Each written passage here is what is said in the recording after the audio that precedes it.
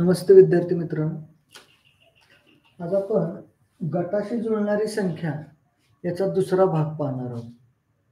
आता या दुसऱ्या भागामध्ये आपण पहिल्या भागातील काही उदाहरणामध्ये आपण पाहिलं होतं की कशा पद्धतीने आपण गटातली बसणारी संख्या काढू शकतो. त्याची वेगवेगळी उदाहरणं आपण सराव केले. तर आजच्या या भागामध्ये पण आपण गटाशी जुळणारी संख्येचा दुसरा भाग आपण घेतोय. यामध्ये पण आपण काही संख्यांचा विचार करून ती गटाशी कशी जुळेल याचा आपण विचार करू. आता एक संख्या आहे 1/8, 3/6, 4/5. ह्या गटामध्ये बसणारी संख्या कुठली असेल पर्यायापैकी? 2/8, 7/3, 9/1 आणि 7/2. आता यापैकी गटाशी जुळणारी संख्या कोणती याच्या बाबतीत आपण विचार करू. आता बघा 2/8, 7/3, 9/1, 7/2 याचा जर विचार केला, ह्या सगळ्या संख्यांचा छेद मोठा आहे, छेद मोठा आहे, छेद मोठा. मग छेद मोठ्यावाल्याचा विचार तिथं नाही चालणार, म्हणजे वेगवेगळ्या संख्या दिसते.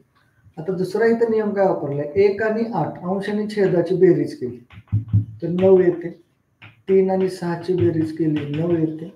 4 आणि 5 ची बेरीज 9 येते. आता 9 बेरीज कुणाची येते याच्याबद्दल आपण बघायला लागेल. 9 बेरीज कुणाची येते? मग आता 2 आणि 8 ची बेरीज 10 येते. 7 आणि 3 ची 10 येते. 9 आणि 1 ची 10 येते. 7 आणि 2 ची 9 येते. तर या पद्धतीनं आपली उत्तर कुठली येणार? मग पर्याय क्रमांक 4 येईल, 7/2. आता त्यानंतर पुढच्या उदाहरणाकडे. पुढचं उदाहरण आहे 32/8, 12/3, 48/12. या गटात बसणारी संख्या आपल्याला शोधायची. 63/16, 28/7, 36/8 आणि चौथा पर्याय 72/19. आता यामध्ये काय संबंध आहे त्याचा विचार करू. याच्यामध्ये काय दिले? आता खालचा छेद आहे, छेदाच्या 4 पट वरची संख्या, म्हणजे 8 × 8, 8 × 32 चौपट संख्या वरची आहे. 3 × 3, 3 × 12, 12 × 12, 12 × 48. आता तो संबंध मग खाली लावलाय. बघूया आता इथं काय होतं. इथं 16 आणि 63चा काय भाग जात नाही.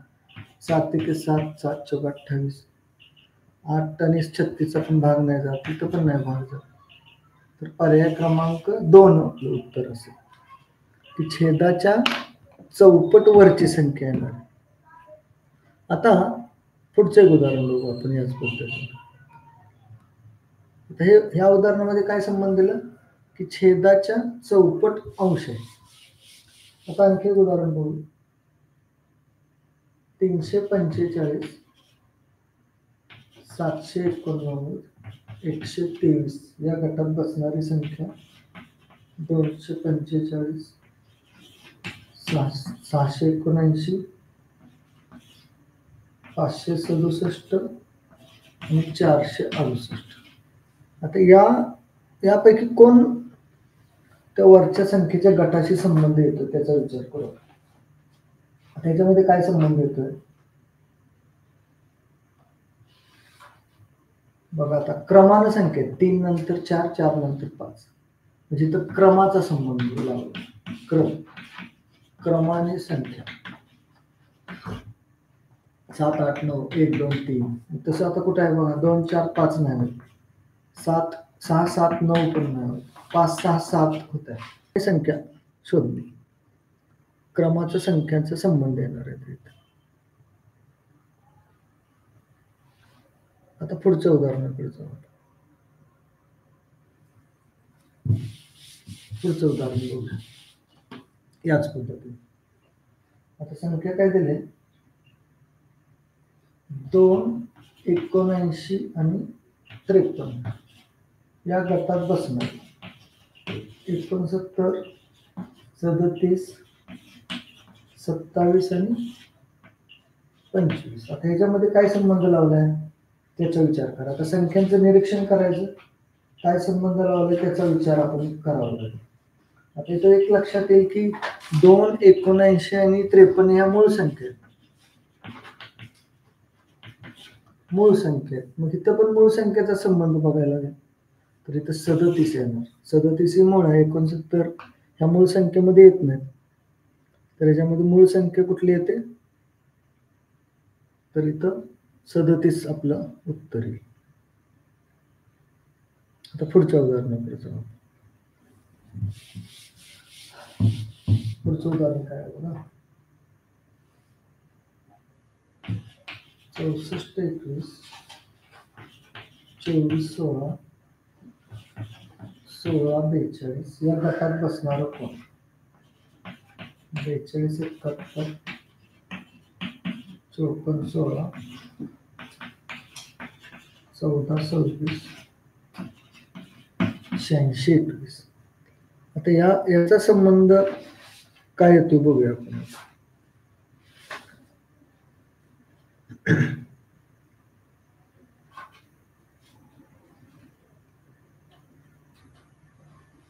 आता इथं काय संबंध लावायला लागतोय बघ. इथं काय येणार?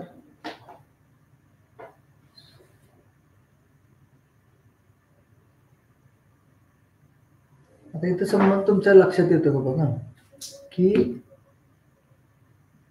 इथं काय केलंय? 6, 4, 2, 1. त्यानंतर पुढचा पण जर गट बघितला तर त्यामध्ये पण विचार करा जरा. आणि जर आपण निरीक्षण केलं तर आपल्याला एक लक्षात असेल की इथं अंक तेच आहे बघा. 6, 4, 2, 1, 6, 4, 2, 1, 6, 4, 2, 1. 6, 4, 2, 1 कुठे आहे बघायचं पर्याय. 6, 4, 2, 1. आता इथं 7 आले त्यामुळे कट झालं. इथं 6, 4, 5 आले म्हणजे कट झाले. इथं 8 आले कट झालं. हे अंक येतील म्हणजे समान अंक. समान अंकाचा वापर करून संख्या तयार केलेली. म्हणजे इथं नियम कुठला वापरला गेला? समान अंकाचा. समान अंकाचा उपयोग करून संख्या तयार करणे. आता पुढच्या उदाहरणाकडे. पुढचं उदाहरण काय आहे? 3/4, 1/2 आणि 1/4. आता याच्यामध्ये काय संबंध लावला आहे? तर इथं पर्याय बघूया आपण काय दिले. 4/2, 15/3, 12/4 आणि चौथा पर्याय 2/7. आता इथं काय नियम लावलाय त्याचा विचार करू.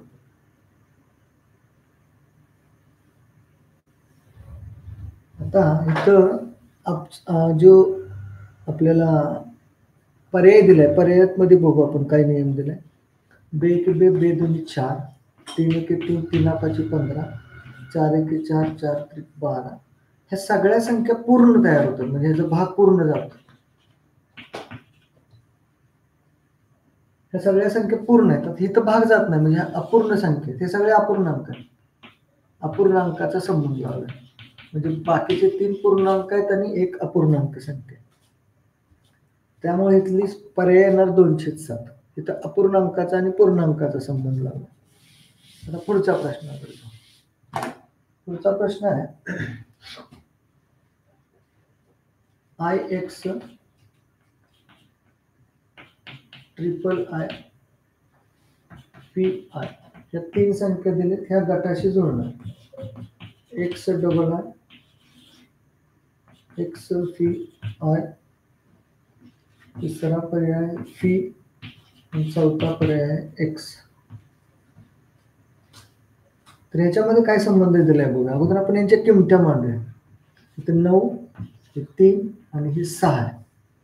तर ह्याचा काय संबंध लागू शकतो याचा विचार करू.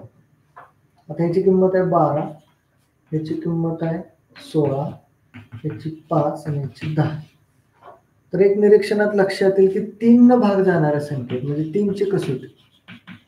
3 न भाग जाणाऱ्या संख्या. त्यामुळे पहिला पर्याय आपल्याला त्या गटाशी जुळणार असेल. आता पुढच्या पर्यायाकडे जाऊ.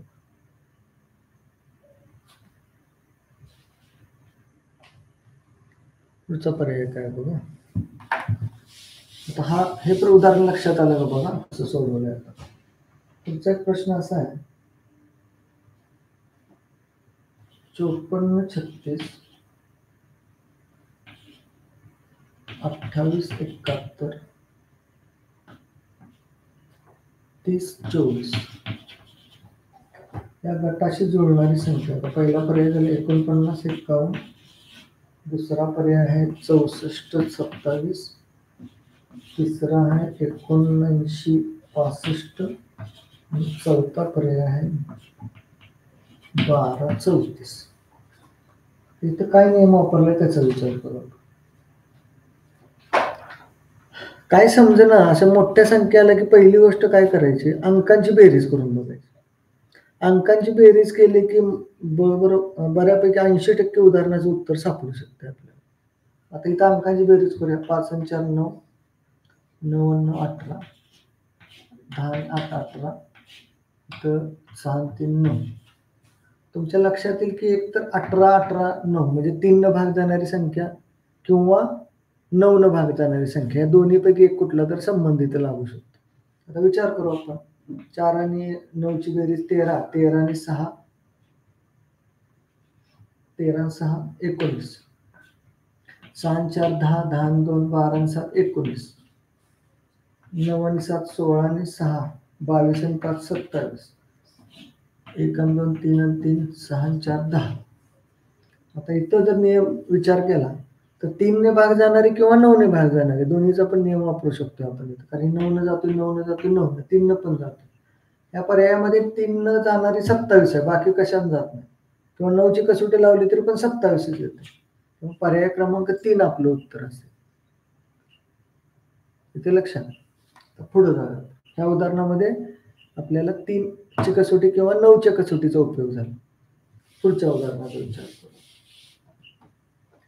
पुढचं उदाहरण आहे 85 25 76 12 93 72 या गटाशी जुळणारी संख्या कुठली असेल. 58 24 60 83 37 01 आणि 98 24. या गटाशी जुळणारी संख्या कोणती आहे त्याचा विचार करूया. आता इथं नियम कोणता वापरतो बघा. आता मोठ्या संख्या आल्यानंतर पहिली गोष्ट आपण काय करतोय, अंकांची बेरीज करून बघायची किंवा कसोटी कोणती वापरली जाते का त्याचा विचार करायचा. आता इथं अंकांची जर बेरीज केली तर 8 आणि 5 13, 13 आणि 2 15 आणि 5 20, 7 आणि 7 13 आणि 3 16, 9 आणि 3 12 आणि 7 19 आणि 2 21. म्हणजे इथं अंकांचे संबंध येत नाही. आता इथं काय केलंय, 11ची कसोटी वापरली. 11 ने भाग जाणारी संख्या. आता 11ची कसोटी काय सांगते, 11 ने भाग जाणारी संख्या कशी ओळखायची असते तर एकाडेक संख्येची बेरीज करायची. म्हणजे इथं 8 आणि 2 ची बेरीज करायची 10, 5 आणि 5 ची बेरीज करायची 10, ह्यांचा गुणाकार ह्यांची वजाबाकी करायची 0. तसेच इथं बघूया 7 आणि 1 8, 6 आणि 2 8 ची वजाबाकी 0, 9 आणि 7 ची वजाबाकी आपल्या बेरीज किती होणार 16, 3 आणि 2 ची बेरीज 5, यांची वजाबाकी 11. आता 11ची कसोटी काय सांगते, जर आपण एकाडेक संख्यांची बेरीज करून वजाबाकी परत केली, बेरजेची वजाबाकी ती 0 किंवा 11च्या जर पटीत आली, एकतर वजाबाकी 0 आली पाहिजे किंवा 11च्या पटीत आली पाहिजे, 11 22 असं, तर त्यावेळेस त्या सगळ्या संख्येला 11 ने भाग जातो. त्या संख्येला 11 ने भाग जातो. मग आता इथं 0 वजाबाकी ते म्हणजे ह्याला 11 जातो, ह्याला जातोय, तो पण 11 वजाबाकी ते म्हणजे 11 ने भाग जातो. तसं पर्याय कोण आहे का बघायला. आता हे 5 आणि 2 ची बेरीज 7, 8 आणि 4 ची बेरीज 12 न 7 गेली नाही वजाबाकी होत म्हणजे चालणार नाही. 6 आणि 8 14, 0 आणि 3 ची बेरीज 3 यांची वजाबाकी 11 येते म्हणजे ही संख्या 11 ने भाग जाणारी असेल. इथं लावली तर 3 आणि 7 आणि 1 8 नाही वजाबाकी येत, 9 2 11 आणि 12 नाही वजाबाकी येत. तर पर्याय क्रमांक 2 असेल 11 ने भाग जाणारी संख्या. आता पुढच्या उदाहरणाकडे. पुढचं उदाहरण आहे 11/14, 5/4 आणि 1/3 या गटात बसणारी 6/9, 2/15, 13/4 आणि 3/13. आता याचा काय संबंध उदाहरणाचा बघूया. आता इथं काय केलंय, आता इथं अपूर्णांकाची बेरीज करूया, म्हणजे अंश आणि छेदाची. आता 11 आणि 14ची बेरीज करू. म्हणजे इथं काय करूया आपण, अंश आणि छेद यांची बेरीज करायची. अंश आणि छेदाची बेरीज करून बघूया. 11 आणि 14ची बेरीज 25 येते. 5 आणि 4ची बेरीज 9 येते. 1 आणि 3ची बेरीज 4 येते. आता जर निरीक्षण केलं तर अंकांची ह्यांची बेरीज काय येतो, वर्ग संख्या येते बघा. अंश आणि छेदाची बेरीज वर्ग संख्या येते. मग तसा नियम इथं वापरून बघूया. 6 आणि 9 15, आता ही वर्ग संख्या नाही. 2 आणि 15 17, ही वर्ग संख्या नाही. 13 आणि 4ची बेरीज करू, 17, ही वर्ग संख्या नाही. 3 आणि 13ची बेरीज केली 16, आता ही वर्ग संख्या आहे. म्हणजे आपलं उत्तर येणार 16. वर्ग संख्येचा संबंध, अंकांचे अंश आणि छेदाची बेरीज ही वर्ग संख्या आली पाहिजे. हा नियम आपला या इथं उदाहरणामध्ये असेल. येते लक्षात. आता पुढच्या उदाहरणाकडे जाऊ. समजत नसेल तर परत हा व्हिडिओ तुम्हाला बघायला मिळेल युट्यूबला, त्यामुळं परत चेक करायचं आपल्याला काय समजलं होतं. पुढचं एक उदाहरण असं आहे 11/14, 76, 38 आणि 57. आता याच्यामध्ये नियम कुठला वापरला त्याचा विचार करू.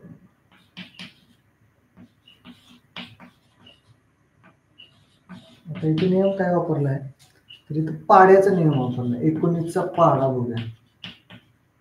19ने भाग जाणार, 19चा पाड्याचा संबंध घ्यायचा. आता 19च्या पाड्यामध्ये 76 आहे. 19 चौक 76, 19 दोन्ही आड येतील, 19 त्रिक 57. 19च्या पाड्यामध्ये मग कोण आहे बघायला लागेल. तर 19च्या पाड्यामध्ये 114 येणार. 19च्या पाड्यात 114, 19 सक्क 114. तर इथे 19च्या पाड्याचा संबंध आहे. आता पुढे जाऊया आपण. पुढा प्रश्न असा आहे 50, 37 आणि 10. 50, 37, 10 या गटात येणारी संख्या 6, 122, 15 आणि 80. आता इथं काय नियम वापरला त्याचा विचार करूया. आता इथं नियम काय केलाय, आता एक काम करूया, प्रत्येकात एक एक कमी करूया. इथं वजा 1 करू, 49, इथं वजा 1 करूया, 36, इथं वजा 1 करा, 9. आता 49, 36, 9 हे कसल्या संख्या आहेत, वर्ग संख्या. म्हणजे वजाबाकी केल्यावर कसली संख्या आली, वर्ग संख्या आहेत. तसं वजाबाकी करून बघूया. आता 7ने 1 कमी केला 5, ही वर्ग संख्या येत नाही. 122ने 1 गेले 121, 11चा वर्ग आहे म्हणजे हे चालेल. 15ने 1 गेला 14, वर्ग संख्या नाही. 80ने 1 गेला 79, वर्ग नाही संख्या, म्हणजे इथं उत्तर येणार 2 आकडा 121 उत्तर आहे. पुढच्या उदाहरणाकडे, जिथं वजाबाकी केल्यानंतर वर्ग संख्या मिळते. काही ठिकाणी बेरीज 1 मिळवला की वर्ग संख्या मिळणार आहे, इथं 1 वजा केल्यावर वर्ग संख्या मिळते. पुढचा प्रश्न आहे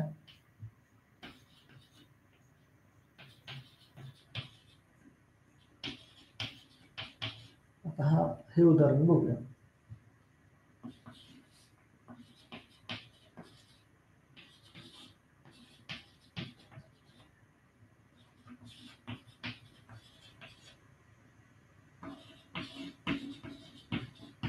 आता याच्यामध्ये काय दिलंय, या उदाहरणात काही नियम वापरला त्याचा विचार करू. आता इथं 11ने भाग जाणारी संख्या, आता 11ने भाग जाणारी संख्या ओळखायचं एक आपण ट्रिक ह्याच्या अगोदरचे एक उदाहरण पाहिलं होतं. एकाड एक संख्या बघायच्या. 5 आणि 3 8, 6 आणि 2 8 ची वजाबाकी 0, 1 आणि 7 8, 4 आणि 4 8 ची वजाबाकी 0, 8 आणि 1 9, 9 आणि 0 9 ची वजाबाकी 0.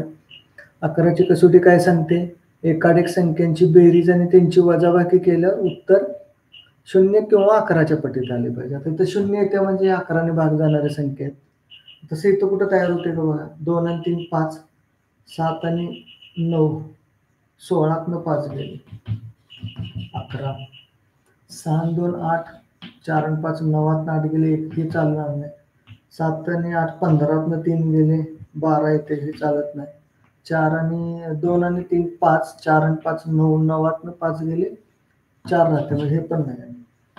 तर पर्याय क्रमांक 1 उत्तर आपलं असेल 11च्या कसोटीचं.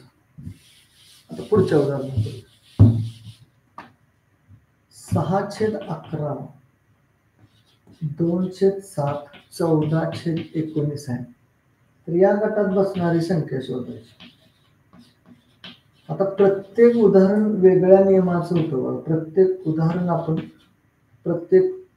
उदाहरणाचा आपण वेगळा नियम, ते सोडवायची काय पद्धत आहे याचा विचार करतोय आणि त्यानुसार आपण सोडवतो. म्हणजे ज्यावेळेस परीक्षेला पण आपल्याला वेगवेगळ्या पर्यायांचा विचार करावा लागेल आणि मग उत्तराकडे जावं लागेल. आता इथं काय केलंय,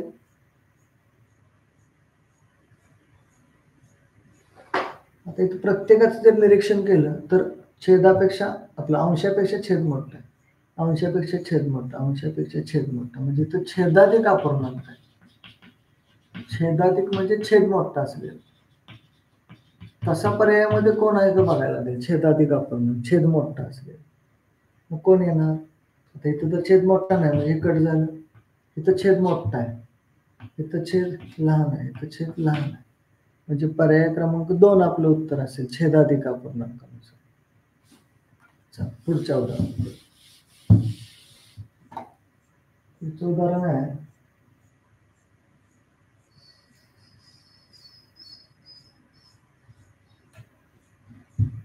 21/16 13/5 6/4 या गटात बसणे 11/24 19/25 2/5 आणि 17/13 यानुसार आपण याच्यामध्ये बसणारी संख्या कोणती असेल. तर इथं आता मगाशी काय होतं, ह्याच्या अगोदरच्या गणितात छेद मोठा होता, आता इथं अंश मोठा आहे, म्हणजे अंशाधिक अपूर्णांकाचा संबंध घ्यावा. इथं अंशाधिक अपूर्णांक याचा विचार करावा लागेल. आता इथं अंशाधिक अपूर्णांकाचं जर बघितलं तर इथं अंशाधिक हा नाही येणार, हा पण नाही येत, हा पण येत नाही, हा येत. इथं अंश मोठा आहे त्यामुळे अंशाधिक अपूर्णांकाचा संबंध इथे लक्षात. आता पुढच्या पुढचं उदाहरण आहे 123 252 612 त्या गटात बसणारी संख्या 456 371 842 आणि 754. याच्यामध्ये काय संबंध केलाय तुम्ही. आता इथं अंकांची बेरीज करू. 1 2 आणि 3 ची बेरीज 6, 5 आणि 2 7 आणि 2 9, इथं 9 6 9 9 येते म्हणजे 3 ने भाग जाणारी संख्या. 3 ची कसोटी वापरायची. आता 3 ची कसोटी बघा. 4 आणि 5 9 आणि 6 15, 7 11 येते बेरीज, 12 आणि 2 14, 12 आणि 4 16. तर पर्याय क्रमांक 1 असेल की जिथं आपल्याला कुठली कसोटी लागू पडते, 3 ची कसोटी लागू पडते. आपण 2 भागामध्ये वेगवेगळ्या उदाहरणाचा अभ्यास पाहिला जो गटाशी जुळणारी पद संख्येच्या बाबतीत आहे. आता ह्या 2 भागाचा परत तुम्ही यूट्यूबला जाऊन बघा. अजून सबस्क्राईब केलं नसेल तर सबस्क्राईब करा. अजून आपल्याला खूप सारे घटकावरती अभ्यास करायचा आहे. 4थीचे घटक, 3रीला, 5वीचे आणि इतर कोणत्याही वर्गाचे आपले जे बुद्धिमत्तेचे घटक आहेत ते समान असतात. त्या हिशोबाने आपण काही उदाहरणांचा अभ्यास करतोय. तुम्ही पण वारंवार या व्हिडिओ पहा. तुमच्या लक्षात येईल की आपले कशी उदाहरणे सोडवली जातात. आजच्या भागामध्ये आपण इथंच थांबू. पुन्हा भेटू नवीन भागासह. नमस्ते.